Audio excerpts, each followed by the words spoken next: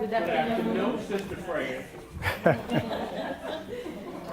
know that this has really been an exciting afternoon. We are truly grateful to have two outstanding scholars to speak to us. And I want to introduce Dr. Cham. I have given you a handout that I found on the internet. Oh, okay. But I thought it was probably very reflective because they are your words. But Dr. Cham is originally from the Gambia and is director of the, I'm sorry, I don't have my glasses. It's okay. I can't see a thing. Just,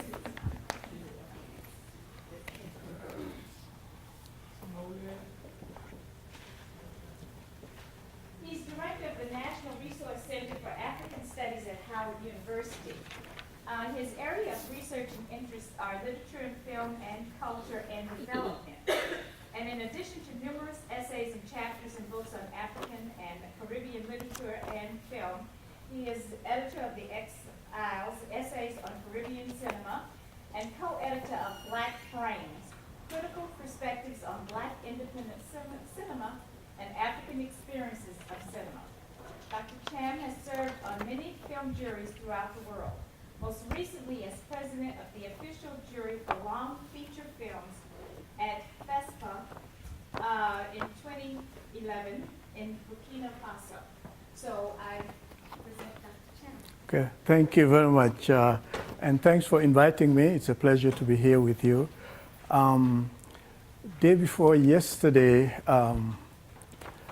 my granddaughter, who comes to stay with us every weekend along with her brother, asked me when I told her that I was going to Spelman College to give a presentation. And I told her that Spelman is an all-female school.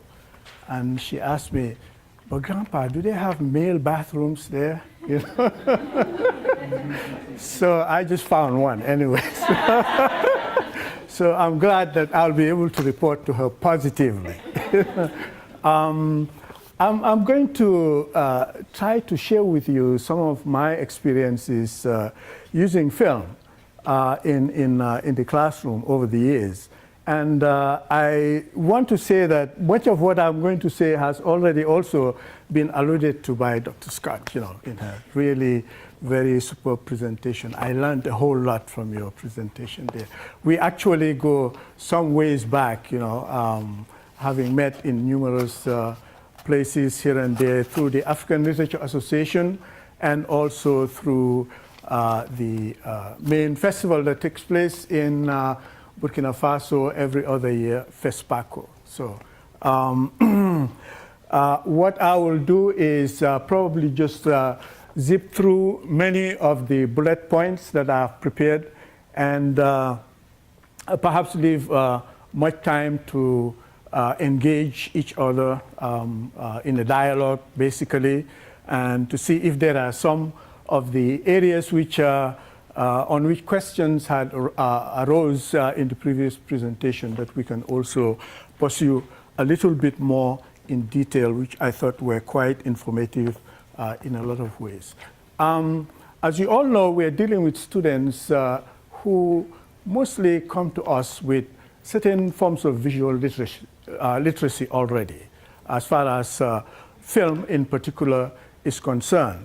And my experience has been one where a lot of these students, particularly the millennials, come with a certain conception of film, a certain understanding of film, which to some extent is shaped and influenced by some of the things that have developed probably in the last 20, 25 years or so through these new media technologies, and also through some of the recent productions that have emerged through different, from different parts of the world, particularly from the dominant industries. So I find that many of them come to the class equipped with these notions of cinema, which are shaped and influenced basically by what they see from Hollywood, basically. So the challenge is, how do you also get them to understand that there are other ways of making films? There are other understandings, other conventions of film practice, and ones which are also somewhat epistemological, in the sense that they are also ways of, I mean, there are different orders of discourse. You know, they are not just entertainment, but they are also discursive. There are different orders of discourse. There are different ways of producing knowledge, of coming to terms, engaging different aspects of social, historical, cultural existence, and so on and so forth. So it's a challenge that is ongoing, and many times throughout the semester you see them comparing, well, these films are too slow, so to speak, you know. The production values, the visuals are not as polished and sophisticated as what we see here and there, and so on and so forth. So I tend to spend a bit of time at the beginning of the classes, maybe 2-3 weeks, just trying to get them exposed to some of these alternative film practices, and trying to convey certain certain general concepts and perceptions as far as film, especially African cinema and diaspora cinemas, are concerned. And one of the things that we try to do is in a very sort of, sorry. Could you put it in presentation mode? Excuse me? If you put it in presentation mode, the letters would be a little larger. Okay. The reason why we put it this way is because I do have some notes, and I can't see them here. But anyway, let me try that and just see if when we get to some of those other places, I'll be able to switch a bit. Okay, where's this? Is that better? No. Yeah, I think it's the lighting or so.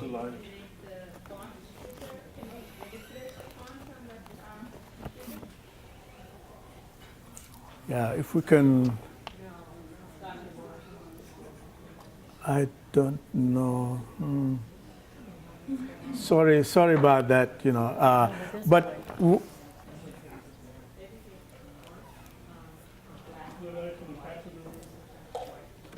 Nope. Is that better? Yeah, but she's filming, so it's gonna.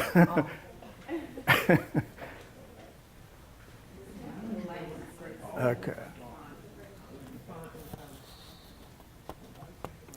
Sorry, I should have sent this ahead so you can have hard copies, but I'm going to leave the slides with Dr. Jackson, and she'll be able to share them with you.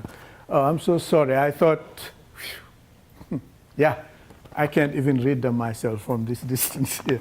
But anyway, I'll just try to zip through these very, very quickly. Just trying, again, to get them to understand that filmmaking constitutes a form of discourse that is just not artistic, but also cultural, intellectual, and political. That films are entertainment. There's that aesthetic aspect of it, for sure. It's a source of pleasure, and so on and so forth. But beyond this, there are also ways in which people define, describe, interpret their experiences, particularly on the part of Africans. Their experiences, particularly with those forces that have shaped their past and that continue to shape and influence the present. That film is a product of the historical experiences of Africans, and it has a direct bearing on and relevance to the challenges faced by Africans and people of African descent throughout the world, at the present moment as well as in the future. That as product of the imagination, filmmaking constitutes at the same time a particular mode of intellectual, cultural, and political practice. These are some concepts that I try to really sort of discuss with them and engage with them critically over time to just begin to lay out the groundwork for them to understand what is coming in terms of the films that are going to be shown and discussed in the course of the semester. Additionally, we also look at, let me see,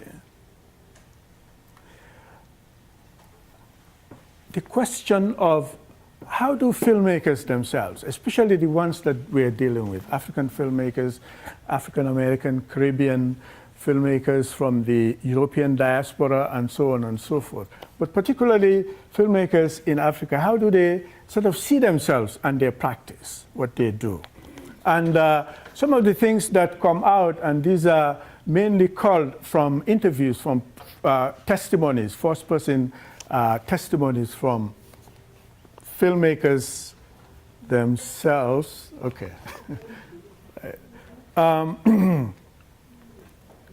And as I said, many of them consider cinema not only as entertainment, but more significantly as a vehicle for social, cultural, political, and personal discourse and praxis. I usually cite this example of Ousmane Sembène from Senegal, who is usually dubbed the father of African cinema.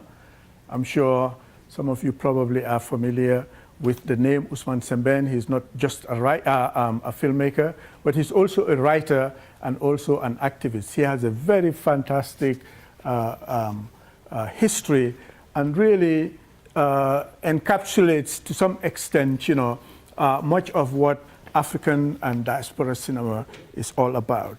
So I usually share with them this quote that comes from Ousmane Sembène, who considers cinema as a night school. That cinema for them is a night school. I'm sorry, I do have some notes here that I had in the presentation here. Is it possible to put it back in the normal mode,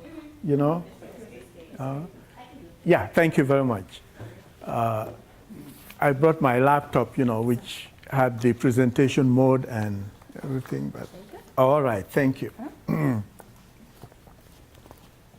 So with people like Sembène, who consider cinema as a night school, and again, encapsulating by that trope, the idea that I was talking about of film being not just entertainment, but also political, intellectual, etc. People like Sembène reject this conventional and received notions of cinema as harmless, innocent entertainment, and they insist on the ideological nature of film. They posit film as a crucial site for battle to decolonize minds, which Dr. Scott emphasized earlier in her presentation, to develop critical consciousness, to reflect and engage critically African cultures and traditions, and to make desirable the meaningful transformation of society for the benefit of the general community. So this is something that is quite crucial in an attempt, again, to get the students to understand that there are other conceptions and modalities of film other than the dominant ones that they are probably more used to. These filmmakers, again, in the ilk of Sembène, they use film critically to engage, celebrate, and interrogate these cultural beliefs and traditions. And I'll go into some of examples of these in a minute. And they also, more importantly, they tend to use the resources of their traditions to make films. that comment on these various aspects, of the kind of subject matter and issues that they're engaging in film. So it's not simply a matter of the content of these films, but also the formal properties of these films that are different, to the extent to which many of these filmmakers try to engage aspects of their traditions, mostly these oral traditions that, again, Dr. Scott referred to them, because many of them tend to consider themselves as the equivalent of the traditional oral artists, such as the griot or the storytellers in the African traditions, where art is valued both for its intrinsic as well as for its intrinsic properties and beauties, as well as for its functional role in matters of civic society and state matters. Right? And again, as I said, filmmakers appropriate these formal resources. And again, these are areas that are quite complex in a lot of ways. And part of the originality, the contributions that African and diasporan filmmakers bring to the art of cinema is the ways in which they try to sort of shift and refashion these received conventions of filmmaking, film language. They tend to infuse them with specificities of their own narrative traditions, of their own verbal styles, of their own sort of conceptions of what art, structure, rhythm, etc. is all about. And it's, it's something that's complicated because, you're dealing with visual forms and how or to what extent do these visual forms lend themselves to appropriation of some of these intrinsic formal properties that you find in the oral traditions. So these are very complex issues, but we try to walk over them, through them over time.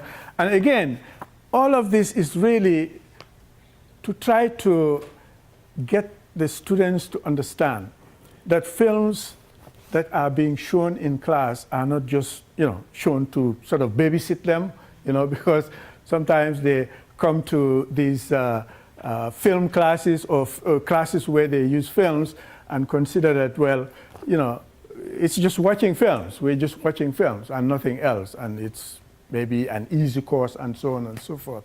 But trying to really make them understand the sort of constitutive elements of these kinds of films that they're being exposed to and relate them to other forms of creative practice and expression in our traditions will begin to make them get a different understanding of the ways in which these visual products work, not simply as entertainment as they're used to, but also as legitimate forms of discourse, as discourses of a different order, so to speak. Right? And again, it's not always easy, but these are the things that we keep emphasizing. Now, one of the things that I also try to emphasize to the students is the fact that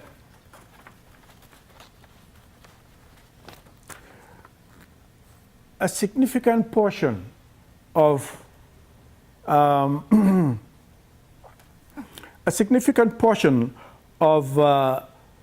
these films from Africa in particular and the diaspora are part and parcel of a broader global context of cinema.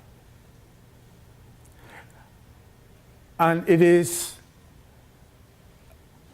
the kind of cinema that is, well, some have used different labels: oppositional, third wall, third cinema, imperfect cinema, and so on and so forth.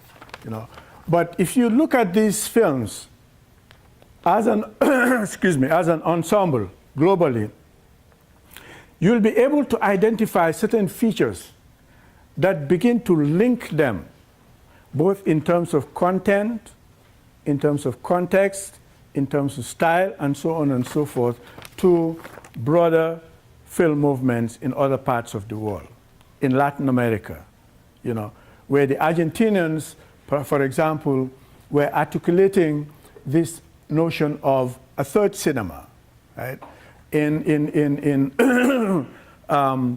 Among the Bolivians also, the idea of the imperfect cinema.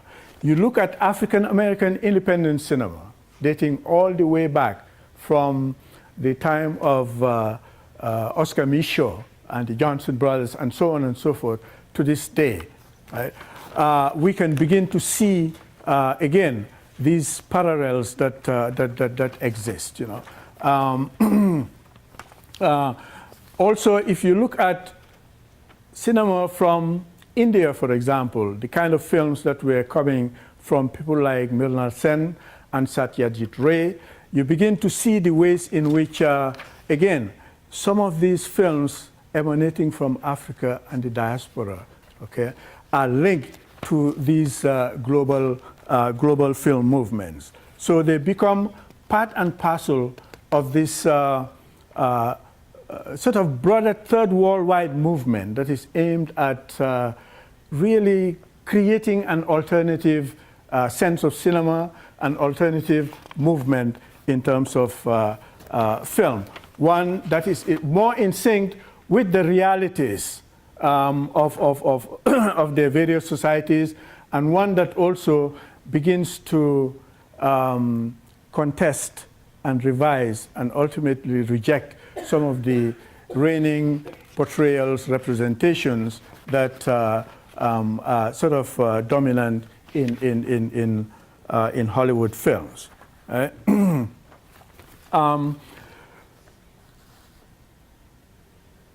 I want to move on to just talk a little bit about some of the themes that you see in these films. And again, these are ways, again, of trying to get the students to understand the ways in which these films connect in various ways with some of the other creative means of expression within their traditions, within African and diasporan traditions. Right?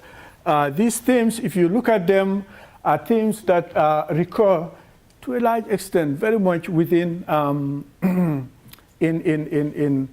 excuse me, in literature, as well as in drama. And if you go back, you'll see that there are themes that also populate very much some of the performances, the practices within the oral traditions. Right? What I'm trying to also put across is really the imperative, the necessity of seeing film not just as an isolated form of practice, but to look at it in terms of a continuum that sort of one can trace to the oral traditions, I mean, to really get a more productive understanding of these films. You probably might want to see the ways in which they are related in one way or the other. And the relations are very diverse, but the ways in which they are related in one way or the other to certain antecedents, in the oral traditions and also in the written traditions. Toni Morrison, for example, talks about, for example, slave narratives being being the print origins of black literature, right? And many of these slave narratives were probably oral in nature. So you're beginning to see some kind of a continuum of narrative traditions, and the idea of a thrice told tale, a tale that exists, that has a mode of existence in 3 different genres, in the oral, written, and the film. These are products that you see populating very much of African and diaspora films. So it's important to really get an understanding of the ways in which these linkages exist and what are the specificities involved in the transformation or in the migration of from one genre to the other, because it's not seamless and it's not automatic. But if you look at these themes in a global fashion, you'll begin to see the ways in which these continuities and transformations and sometimes ruptures also manifest. Right? I can't be exhaustive in terms of the themes, but I can just say that the themes that tend to dominate much of African and diaspora film narratives tend to mirror the challenges, the problems, the experiences, and the desires of African individuals and societies over time, with a particular emphasis in the case of Africa on the operations and consequences of colonialism and its legacies. Right? The conflicts and transformations that came in the wake of this encounter between Africa and Euro-Christian and Arab Islamic forces on African soil have produced or have provided African filmmakers with a lot of narrative material. Right? This encounter with these external forces. Yeah? And equally important in terms of these themes are those issues that spin around the challenges of post-colonial life and its legacies in Africa. Right? African filmmakers usually, many films you will see usually thematize, they use as their subject matter and themes, this misuse of traditions and customs for individual gain, and there are a lot of examples of films that can be cited here. And they advocate the imperative of questioning and revising certain aspects of tradition that are oppressive and anachronistic and exploitative. So we are not just talking about here the idea of celebrating, a blind celebration of this, or an uncritical celebration of traditions and history and so on and so forth. In many of these films, we're looking at ways in which these filmmakers really embrace and at the same time critically engage these traditions in a lot of ways. And that's what you have when you see some of these films, and I'm quoting here, I'm giving here a couple of examples. This film, Fat Kine, sorry, I don't have the clips, as Dr. Scott, which would have been quite useful. But there's this film entitled Fat Kine. I'm not sure how many of you have come across it. Fat Kine by Ousmane Sembène. We're not teaching it in AUW. I just want to emphasize that. It is available, though. Right. If you go to, Dan Micheli has set up a resource page that you can access that I'll send it to you all. There are a number of films available that are taught throughout the campus that you can actually access. So I'll just get that link and send it to you all. Teenagers, in fact. Okay. Fat Kine from Ousmane Sembène in Senegal, and also this short novel, some of you probably are quite aware of it also, by another Senegalese woman, late Mariama Ba, entitled So Long a Letter. The French title is Une si longue lettre. Now, when I look at issues of tradition, particularly polygamy, caste, religion, female agency, and so on and so forth in Africa, in contemporary Africa in particular, I usually will compare these two texts. One is film, the other one is a short novel, about 100 pages or so. You know, and they tend to work very, very, very well. Usman Semben's work looks at the issue of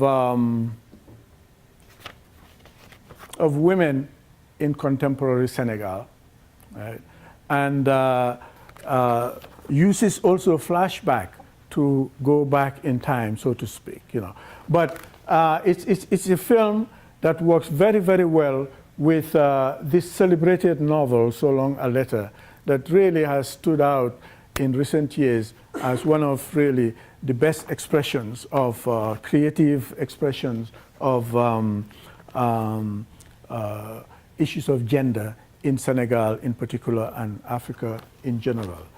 The other interesting aspect of using So Long a Letter is that students, and this is without even me prompting them, will in many ways compare it to Alice Walker's Color Purple. Not just in terms of the content, but also in terms of the style, the structure of the novel, in terms of its use of letters, the epistolary style. You know. So it becomes very, very interesting in teaching issues of gender and so on and so forth, you know, using these two texts from Senegal and then having students come up with their own references, their own examples from the United States. Yeah.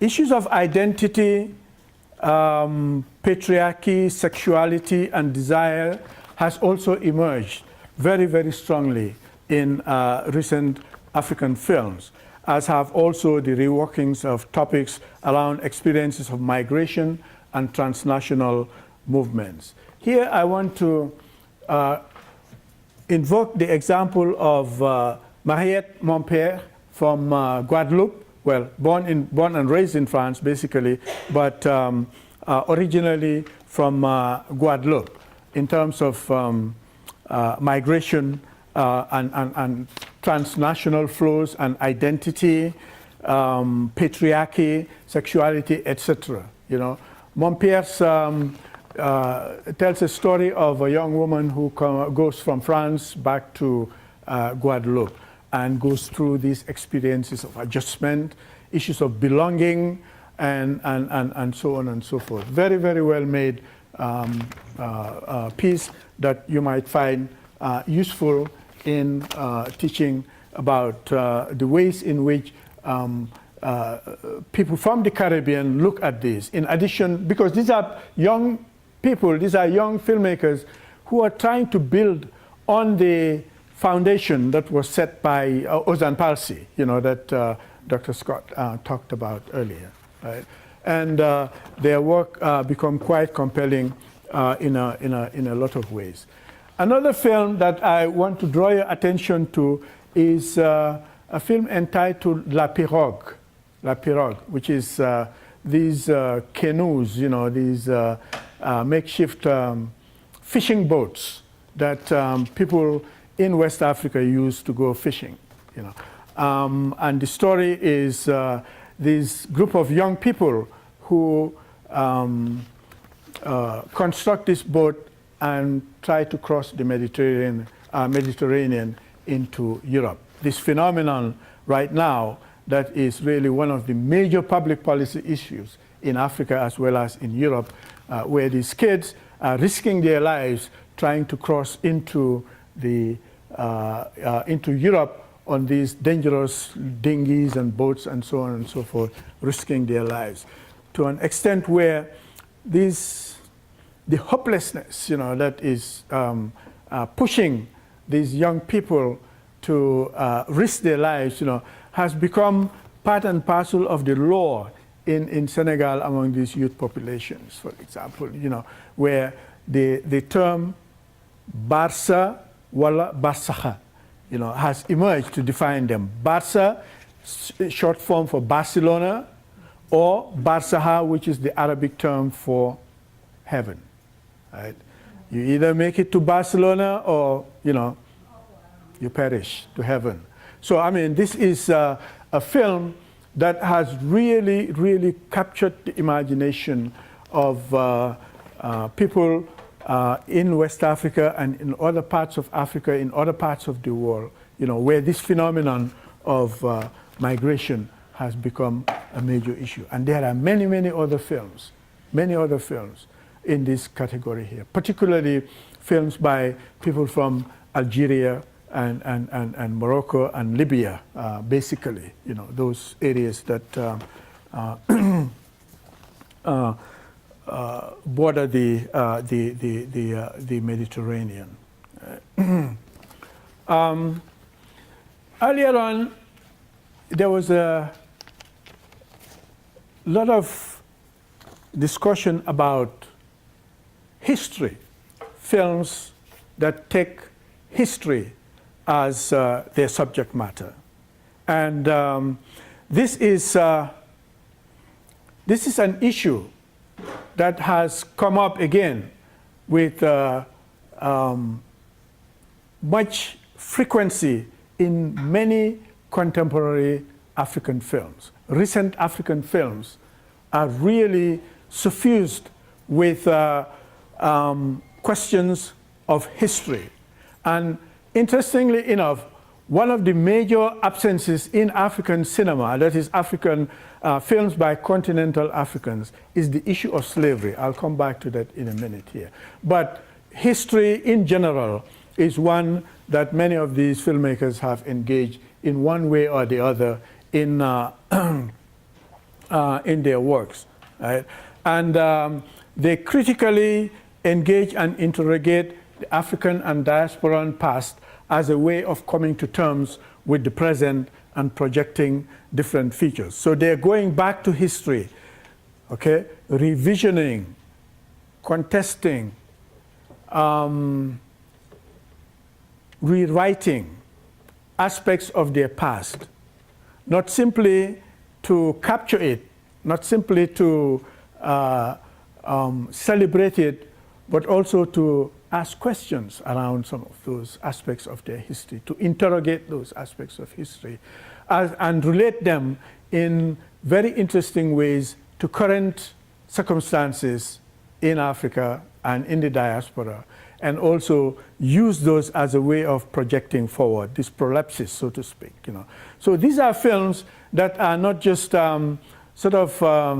interested in glories of the past, as important as they are, but also in terms of using them to comment on the present and look into the future. And this is something that you find very prominent, again, in much of the literature, as well as the films coming out of other parts of the African diaspora.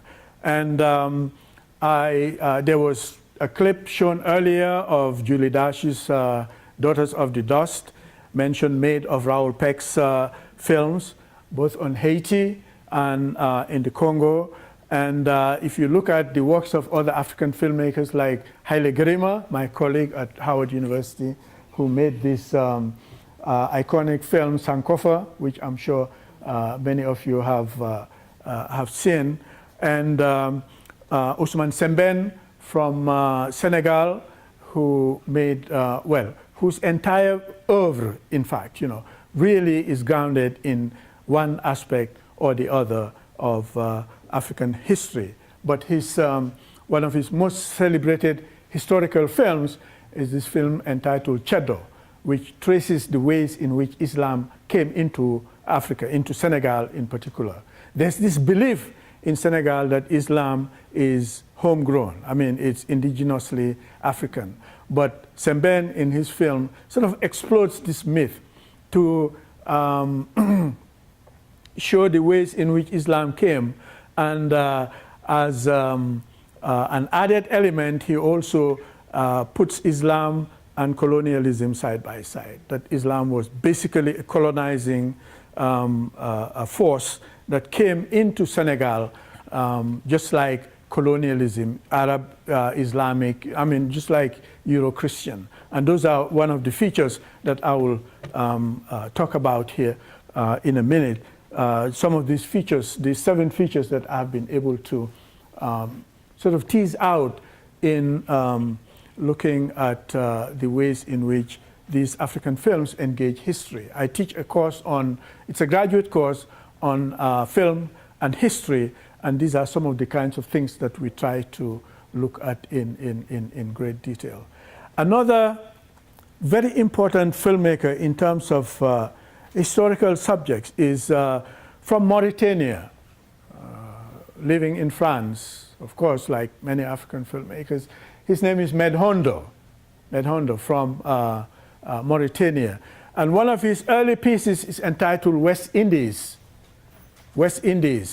Les Nègres Marrons de la Liberté, West Indies, which really looks at migration and also both forced migration dating back from the times of the transatlantic slavery, and the more contemporary forms of voluntary migration, so to speak, into the metropolis in France. Right? But Medhondo uses this trope of the maroon, right, that Dr. Jackson talked about also very extensively earlier. This trope of the maroon to really characterize the ways in which these relations dating back from the time of the transatlantic slave to the present, these relationships between France and its overseas territories, particularly in the Caribbean, are to some extent characterized by this idea of marronage, this idea of resistance to some extent. Right? So you have Medhondo's films such as West Indies, and also another important piece, the one that he's much more known for, which is entitled Sarawunya, which is a film that came out in the late 80s, which was actually banned in France, and it was a film that really went deep into the French archives, and dug out this very nasty episode in French colonial history, which was buried in France itself, and as a result, the film was really banned, prevented from showing in many of the French cultural centers in many parts of Africa. Right? So you do have these films coming out of Africa in particular that deal with certain aspects of their history. Haile Gerima's films also deal very much with Ethiopian history, both the distant Solomonic past as well as the more recent events taking place in Ethiopia as a result of the fall of Haile Selassie and the aftermath of this dictatorship, the socialist experiment with that military dictatorship. But as I said, one of the big absences in African filmmaking on slavery in Africa is one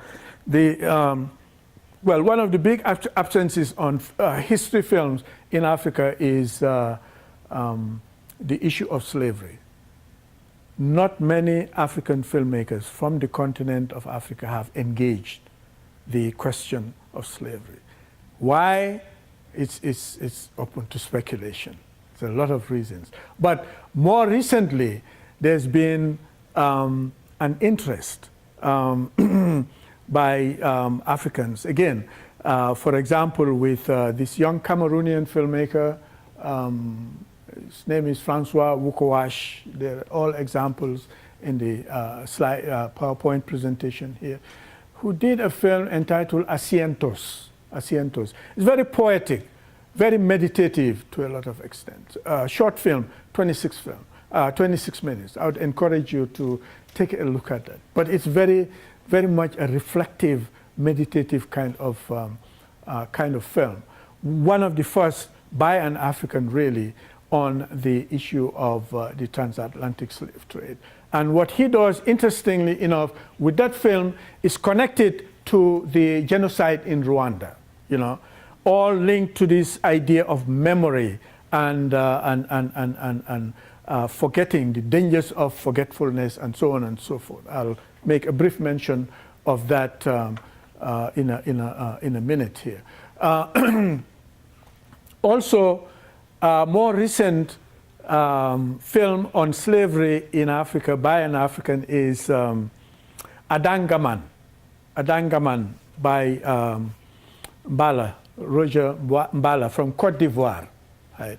Now, this is a film that when it was shown in Burkina Faso created a lot of controversy, because it's a film that looks at the operations of the slave trade in Africa itself, in an African space, absence of any white slave traders, slavers, right?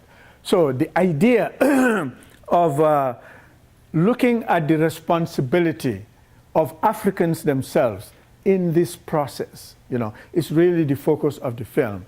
And again, that was a very, very interesting track to take, and it created a lot of controversy in the reception of the film in Burkina Faso in particular. And it's still today the subject of a lot of discussion on many fronts. Right? I just want to point out to you 7 main features that characterize, as far as I'm concerned, some of these films on history. And I use these points to really try to get students, when they're looking at these films, to focus on these questions so that, you know, their readings of these films become more productive. Right?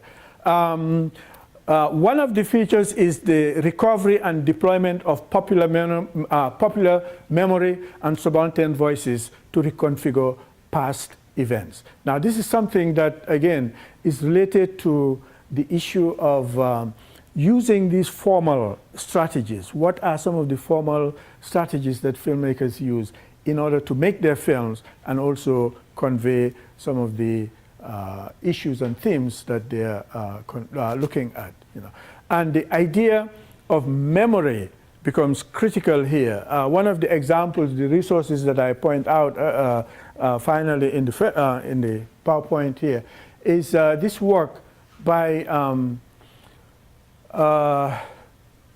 Genevieve Fabre and Robert O'Malley. Some of you might probably be familiar with their collection entitled History and Memory in African American Culture. History and Memory in African American Culture. It's a very interesting text, especially the introduction, where they lay out, you know, some very important issues or theoretical insights into the relationship between history and memory.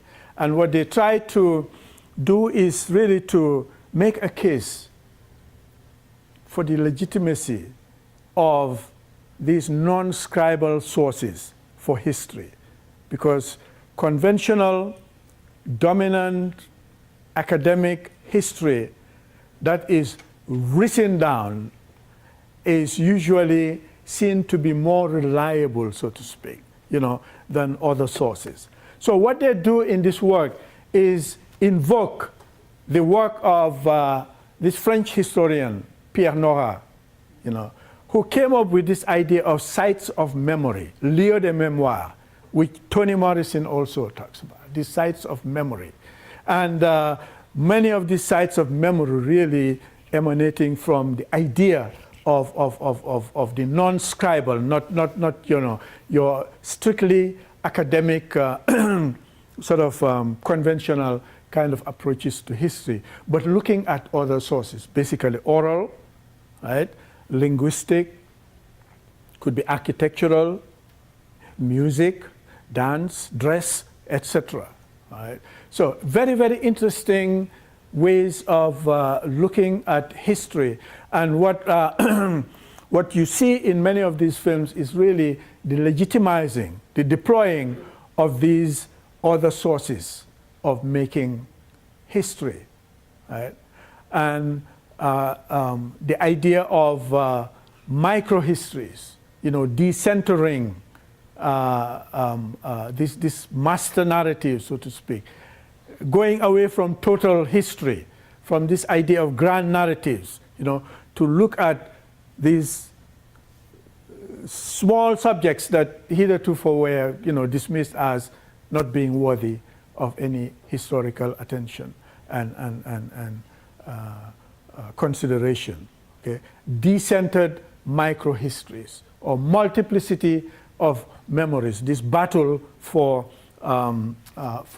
memory. So this is one of those features that you see operating very much in many of these films.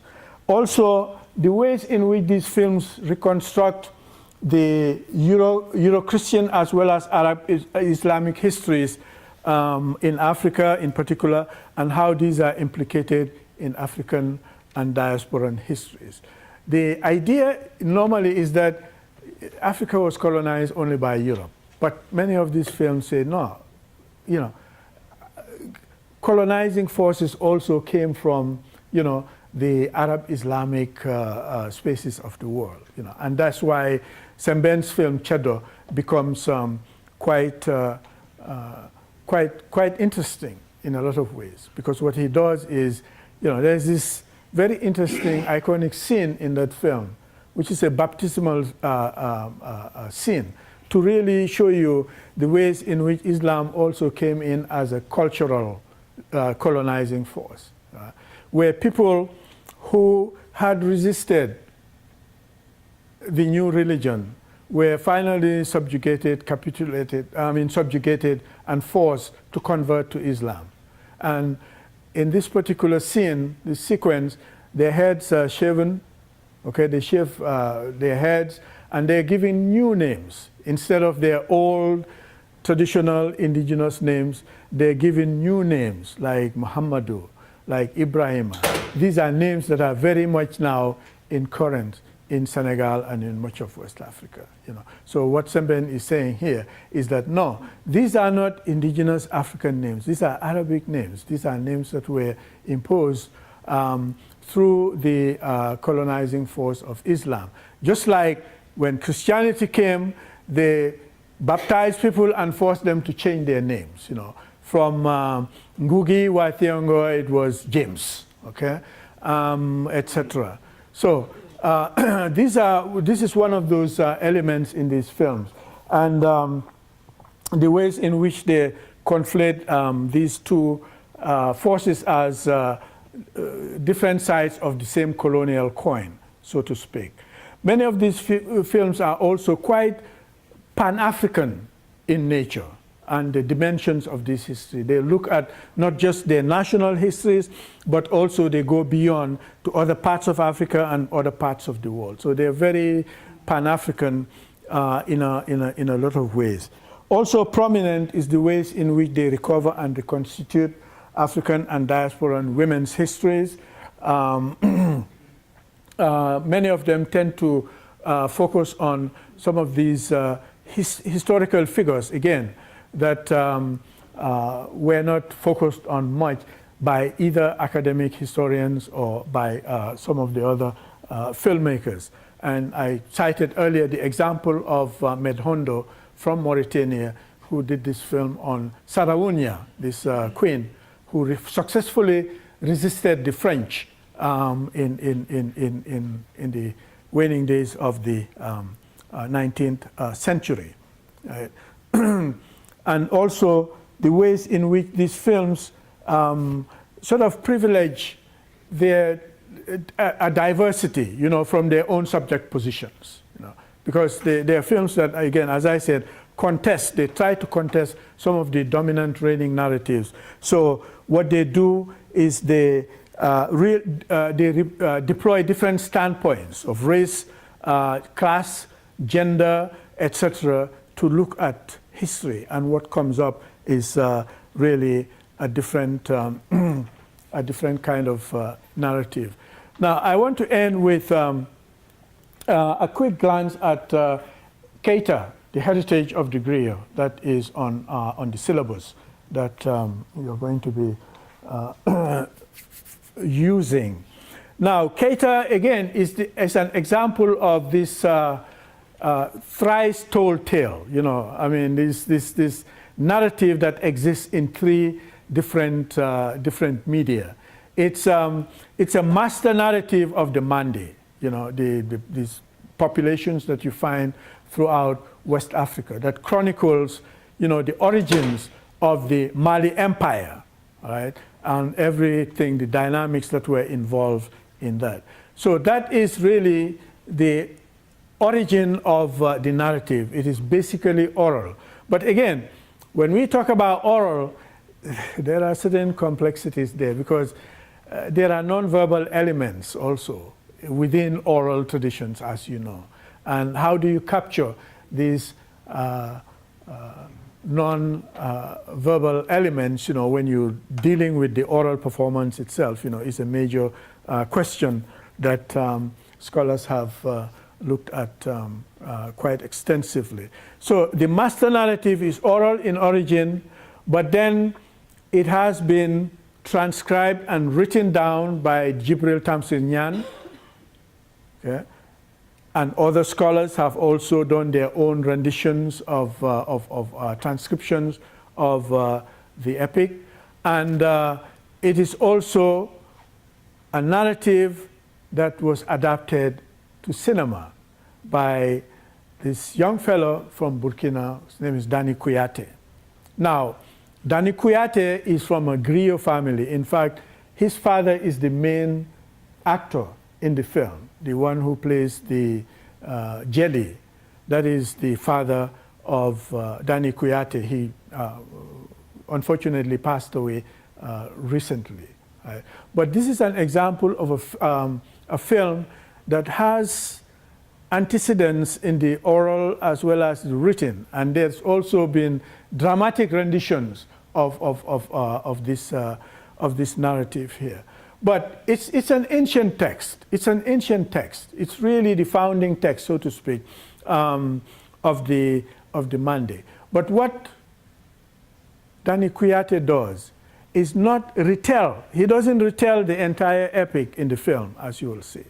Right? He doesn't. I mean, the structure of the epic is usually, you know, initiation. Birth, initiation, departure, and return. You know, this tripartite structure of the epic, which you find in most world epics. You know, but in the case of Dani Kouyaté, it's impossible for him to retell the entire epic in a 90-minute film, you know, 60-minute film or whatever. You know, but what he does is to engage a certain dimension of the epic, which is basically, to a large extent, the beginning up to the time when Sundiata is going into exile, you know, but using that and sort of weaving into it a contemporary story that looks at, that engages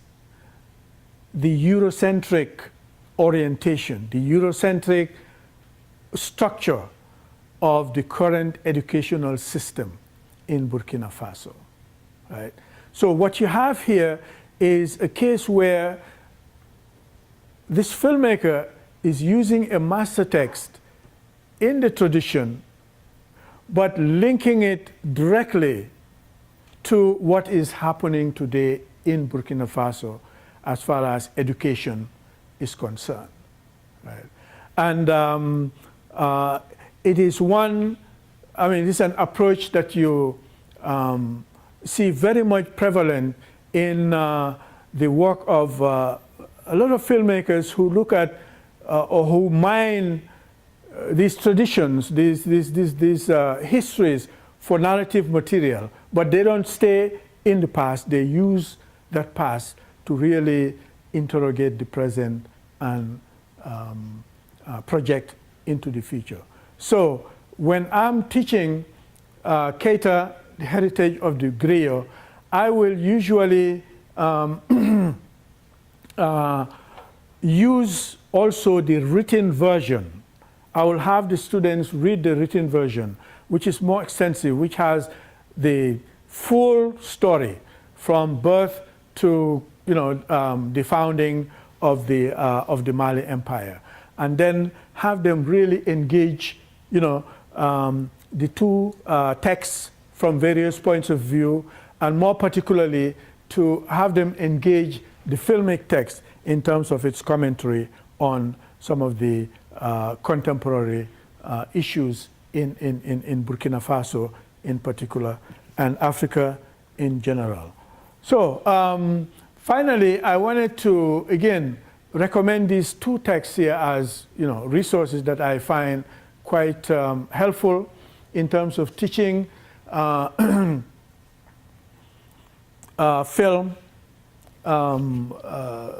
using film to look at history, in particular, Genevieve Fabre and Robert O'Malley's History and Memory in African American Culture that I referred to earlier, and Robert Rosenstone's Revisioning History, Film, and the Construction of a New Past.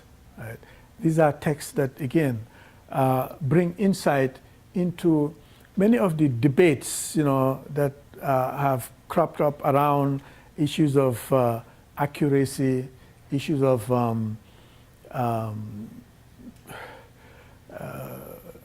fidelity to history and to the facts and so on and so forth. The ways in which these visual products create their own history, and in a legitimate kind of way also, right? Different but equally legitimate. So when you have the academic historians arguing with with a person like Sembène, that the way that you portray Islam is not correct, because the historical record says otherwise, and so on and so forth. Those kinds of questions are debated in ways that are very insightful, very perceptive in some of these texts here. And they are insights that are also adaptable to other disciplines, looking at using film to teach other disciplines, whether they be language or media or sociology, and so on and so forth. There's also a site called historians.org, which might be quite useful also, because in that site there was a thread where people were sharing their experiences of using films, and what strategies that they were using. I mean, specific guidance strategies, and the response and reactions of students to using these visual products in their learning, and how it sort of coheres with and also reinforces some aspects of their different learning styles there. So these are two texts that I find quite useful. Personally, I use them in some of my courses, and they're quite perceptive, quite informative on a whole lot of aspects of African American, Caribbean diasporas in Europe, their experiences and so on and so forth. So I'm going to stop here and see if there are any questions or areas that you wanted to. Yes, sir. You mentioned it, in your introduction. This is, an all-women, institution, college, and we have students, that are interested in, film, and students, left Spelman and went on to major in film. Could you speak to, the absence of, lack of presence of women as directors, and you mentioned Maupear, which is, who, as you indicated, was born in Guadeloupe and, you know, lives here. But I mean, in African cinema, last time I checked, I mean, can you talk about, you know, women as film you know, African film directors, female film directors? Yeah. Yeah, it's a major gap in African cinema, in the sense that it's mostly male dominated. Okay, and this has been the case also as far as literature is concerned, written literature is concerned. But then, back in the 70s, it began to shift as far as literature is concerned. I mean, again, we need to point out that it's not, in the case of literature, it's not that women were not writing, right? I mean, they were writing, but they were not just being published, you know. But with the wave of feminism that you know, rose back in the late 60s, early 70s, you know, we began to see a shift, you know, this interest on works by women. And as a result, in African literature in particular, many of these women who were writing before, people like Ama Ata Aidoo from Ghana, for example, their works began to come out. But these are works that, you know, had their production dates, if you were to date them back in the late 50s and so on and so forth. Now, with cinema, it's very, it's still very much a situation where you have very, very few women, you know, very few.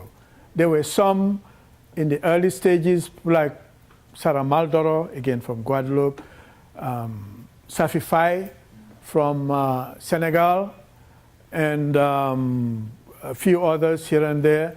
But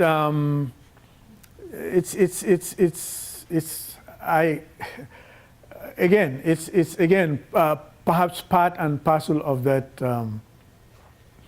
the legacy of, you know, this thinking around gender roles in Africa, who should do what, and so on and so forth, you know. But I want to say that it's shifting. The ground is shifting a little bit, especially if you look at the situation in South Africa, in Southern Africa, where you're beginning to have, you know, younger filmmakers, and again, state support being also part of the mix, right? Because I did an interview, for example, with this Kenyan filmmaker, Anne Mungai, and asked her, well, Kenya is different. Kenya is interesting in the sense that the majority of filmmakers in Kenya are women. Right? The majority of filmmakers in Kenya are women. But I did interview her, and she did point out again to the issue of difficulty in accessing funds, you know. These funders, as if you know anything about independent filmmaking in Africa, in the diaspora, these are practices that are dependent mostly on funding. And again, the gender biases come into play to some extent, you know. So it's a very it's a very complex issue. I mean, it's simple to some extent, but also very complex to a large extent. You know, I don't know. Okay.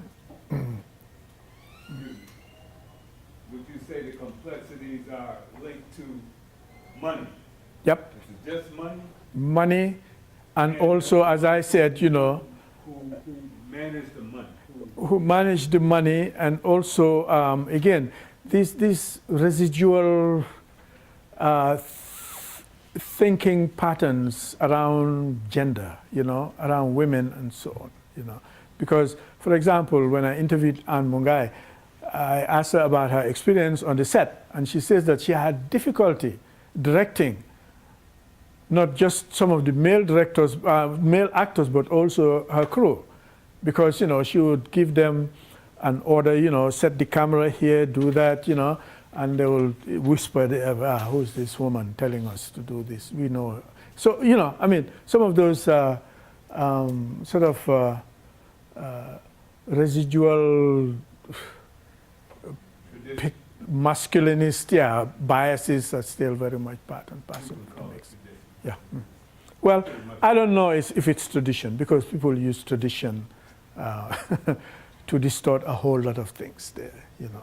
Traditions, and this is where some of the work by African female scholars, not feminist scholars, but female scholars in general, will point out the ways in which, you know, even within the tradition, you see these ways and spaces in which, you know, you have what you would call gender parity, you know. I mean, women are empowered, women have certain agency and so on and so forth. But because of the ways in which some of these are distorted, you know, or reinterpreted or rearranged, you know, they will try to make it so that, you know, it's the masculinist arrangement that predominates, so to speak.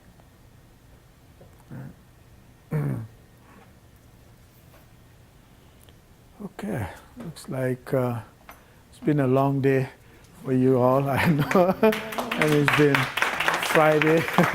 Thank you very much, and congratulations on your grant. You know. Good. Okay.